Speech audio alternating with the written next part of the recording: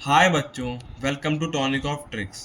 आई hope आपको kinematics जो था मैंने motion in 1D motion in 2D पढ़ाया था वो आप लोगों को अच्छे से समझ में आया होगा।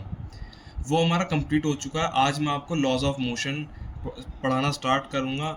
इसलिए मैं आज इसमें आपको उसका इंट्रो पढ़ाना चाहता हूँ। लॉज ऑफ मोशन का यहाँ से शुरू करते हैं। इंट्रो में आता है हमारा directly first law of motion, Newton's first law of motion.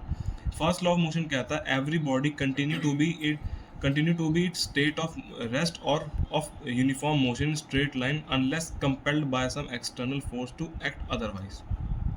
मतलब अगर एक बॉडी मोशन में है तो वो मोशन में रहेगी, रेस्ट पे है तो रेस्ट पे रहेगी, स्ट्रेट लाइन में चल रही है तो स्ट्रेट लाइन में ही चलेगी, डायरेक्शन चेंज नहीं करेगी जब तक उसमें कोई एक्सटर्नल फोर्स नहीं लगाई जाती।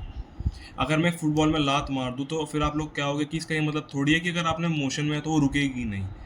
उस पर तो कोई फोर्स नहीं लग रही, उस पर लग रही है, उस पर फ्रिक्शनल फोर्स लग रही होती है।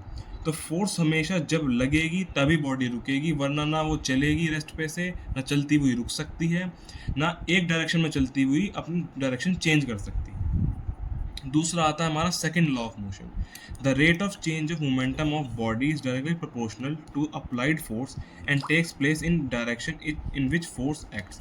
कुछ नहीं है, force is directly proportional to the rate of change of momentum, और इसी से हमारा फॉर्मूला आता है F is equals to m a. F क्या है? बॉडी पर लगने वाली फोर्स, एम उसका वेट और ए उस बॉडी की acceleration. F is the net force, net external force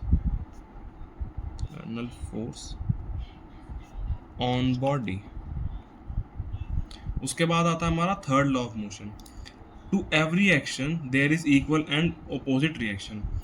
एक बॉडी पर अगर आपने फोर्स लगा दी तो अगर मान लीजिए ये एक बॉडी है और ये एक बॉडी है, इस बॉडी ने इस पर एफ फोर्स लगाई तो ये वाली बॉडी इस पर अपोजिट डायरेक्शन में एफ फोर्स लगाएगी। दोनों अलग अलग बॉडीज पे फोर्स लगेंगी इक्वल मैग्नीट्यूड में और बिल्कुल अपोजिट डायरेक्शन 180 डिग्री में।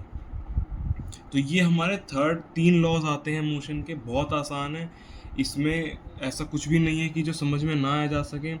अब अगले में हम इम्पल्स और कंजर्वेशन ऑफ मोमेंटम पढ़ने वाले हैं। आप अगला लेक्चर ज़रूर देखिएगा, बहुत ईजी है, बहुत मज़ा आएगा आप लोगों को। अगर ये वीडियो पसंद आई हो तो लाइक, शेयर और सब्सक्राइब ज़रूर कीजिएगा। कोई डाउट हो तो कमेंट में पिन ज़रूर कीजिएगा। Thank you for watching.